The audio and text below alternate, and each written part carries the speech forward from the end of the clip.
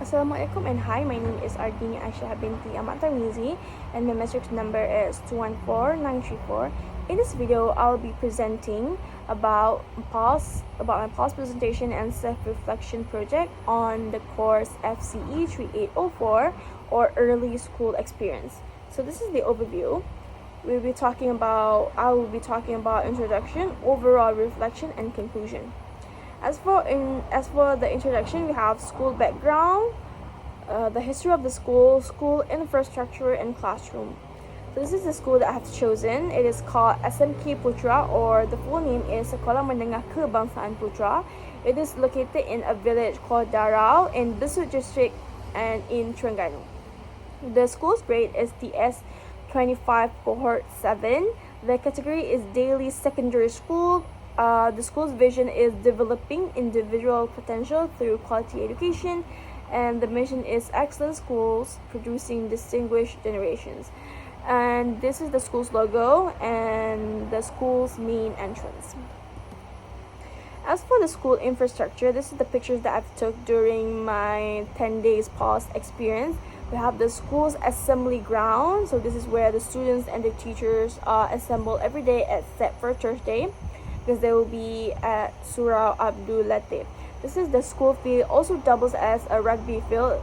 And this is the school's canteen, office, and home science kitchen. We also have the swimming workshop, science laboratory, classroom. And this is the interior of Surau Abdul Latif, the students' restroom, and an English language mural. I'm going to share a bit about the school history. SMK Putra is a government secondary and regular school in a village called Darau, Besut, Terengganu. It is founded in 1997, began operation on January 5th, 1997. So this school actually previously known as SMK Lebok Kawa, but because there are some confusion, because in this area or in this village, they already have primary schools called SK Lebok Kawa. So a lot of villagers and people that live here got confused, and some also thought that this name is not fitting, and so they changed it to SMK Putra, as well as to honor Malaysia first Prime Minister Tuanku Abdul Rahman Putra Al-Hajj.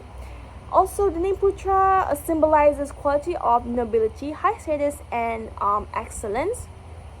Over its 25-year history, this school has been significant physical and environmental improvement. For example, the school always produces pre-university students with perfect GPAs, and these achievements have been featured on television, like in TV1 before.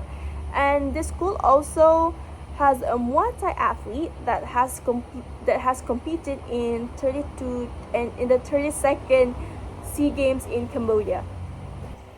As for classroom, they have upper and lower form classroom that named after these Islamic scholars, Ibn Sina, Ibn Hawkal, Ibn Khaldun, Ibn Rumi, and Ibn Rushd.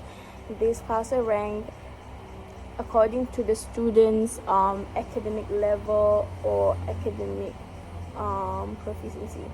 Next is as for the pre-university student, they only have like 4 classes. So 6B1, 6B2, 6A1, and 6A2. They have 2 classes, which is economics and Malay literature.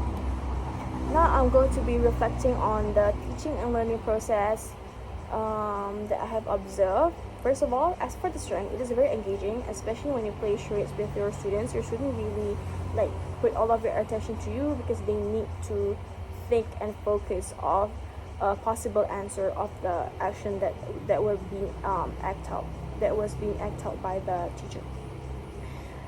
It is student-centered activities connected to student interest and real-life writing tasks, because one of the reasons is because they use lyrics from popular artists like Billie Eilish, so they really have fun. And then skill development across multiple areas. For example, strengthen listening comprehension as well as vocabulary. And the word building game promoted vocabulary expansion, critical thinking, and creativity. Weaknesses: certain games or interactive tasks may be consume a lot of time, limiting focus on core syllabus areas. And because some activity can be a bit like time consuming, especially if the teacher only have one period, like 20 minutes, I don't think the execution will be run smoothly like how it was planned in the lesson plan. Some activities may be challenging for low proficiency students due to limited vocabulary and comprehension skills, especially in the word building game. Like the class that I've observed is the third class, so the English is good, but if like it will be done in a lower proficiency class, I think the student will be a bit burdened and overwhelmed with the task. Overwhelmed by the task. As for the teaching aids and the materials that were being used, I've seen my teacher, Miss Ayn, use the textbook, close-out textbook for the Form 5 classes because they still need to, like the activities still need to be aligned to the syllabus and curriculum. I've seen worksheet from the lyric worksheet. They need to fill in those blanks. Whiteboard and marker pens for the Form 5 class because they need to write the email on the whiteboard for the teacher to evaluate the answers. Now, pedagogical practices, active learning techniques like shared and real breathing games, so they really promote or like focus on active learning.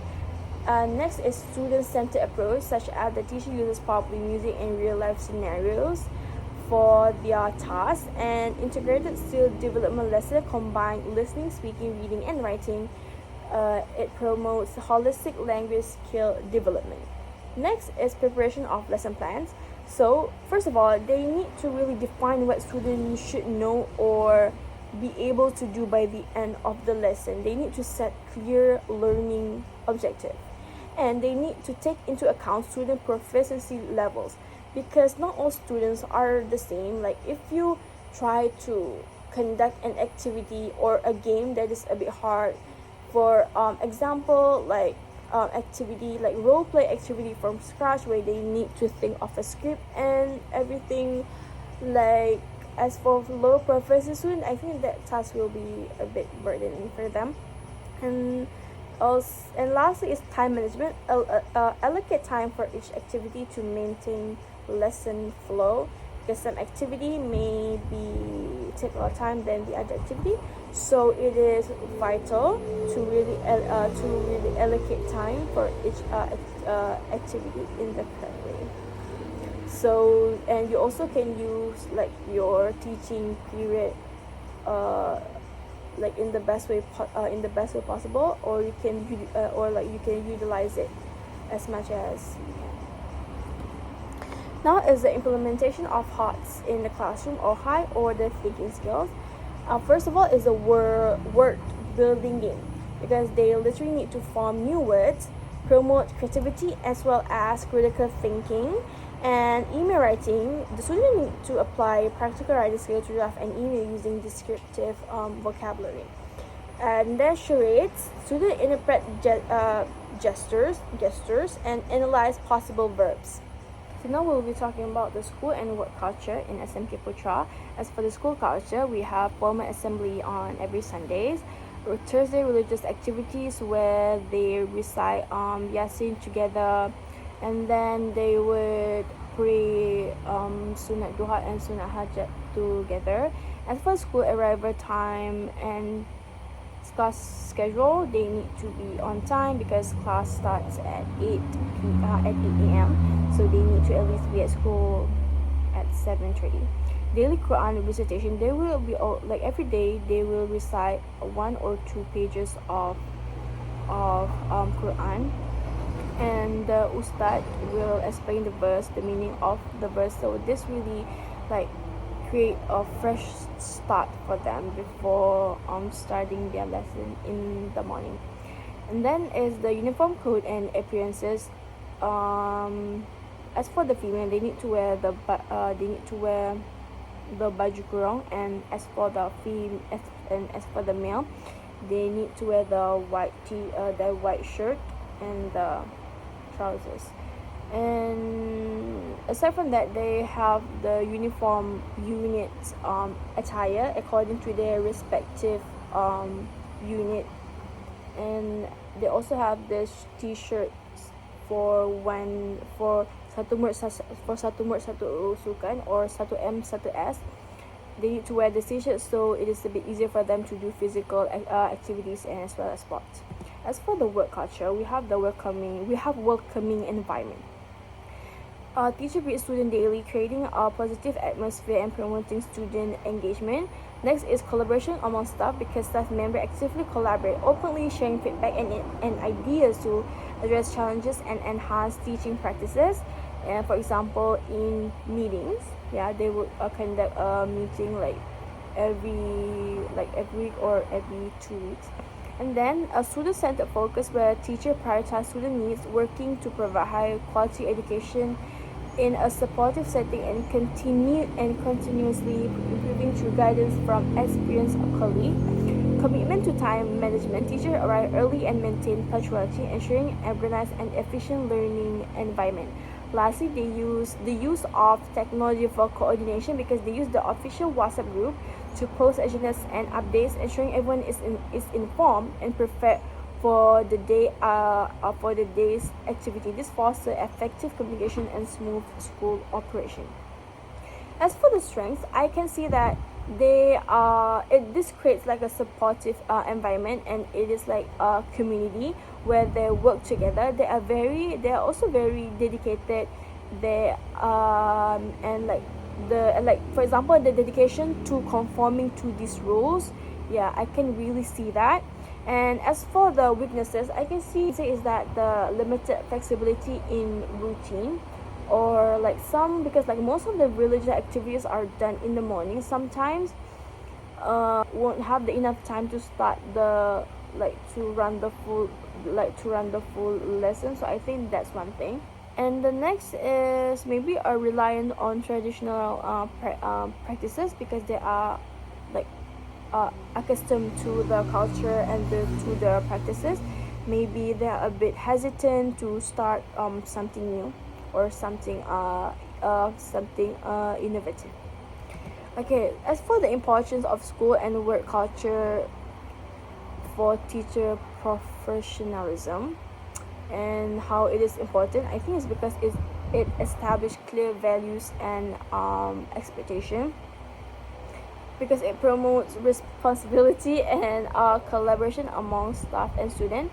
We also have enhanced teacher collaboration. Schools with a positive work culture encourage teamwork and open communication, allowing teachers to collaborate and share best practices. And lastly, it supports personal and professional growth. Schools that value professional development and continuous learning allow students to pursue growth opportunities and stay current in their fields. By nurturing work culture and values growth, school enable teachers to engage in ongoing education and skill building. And because you follow the rules and you conform to the routine, it also enhance your personal and professional growth as a teacher. Okay, so next is propose a Sulam program. I would propose a Sulam program, which is an English camp at SMK Putra. So this is basically to connect academic learning with the community involvement by strengthening English language skills. That is what Sulam for, obviously. As for the list activities, I want to conduct really interesting and engaging activities that require active participation from the students itself.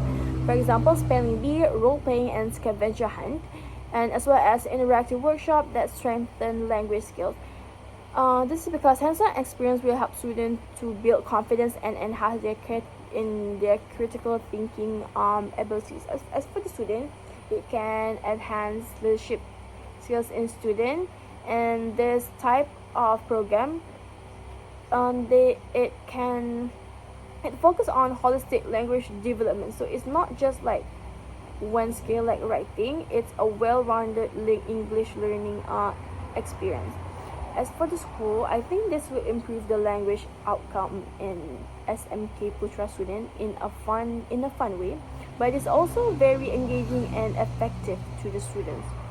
And as for the community, which is related to the Sulam program, it support lifelong learning as it highlight the importance of language skills and education in daily life.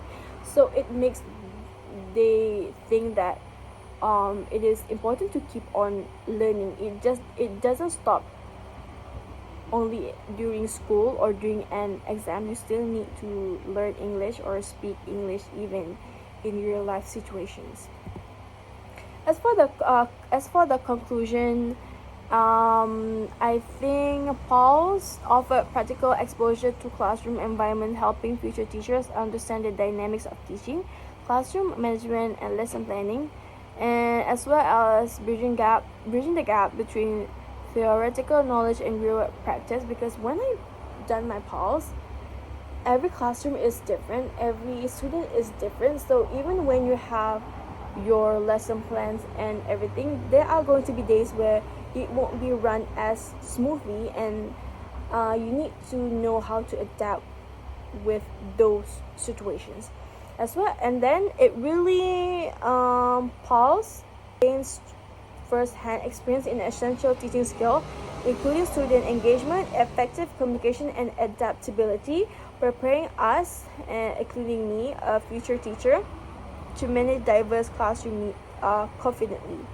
Lastly, Pause also encourage a reflective approach, allowing future teachers or educators to assess and refine their experience, their teaching strategies based on their experience and observation, and throughout their hands-on experience from Pause.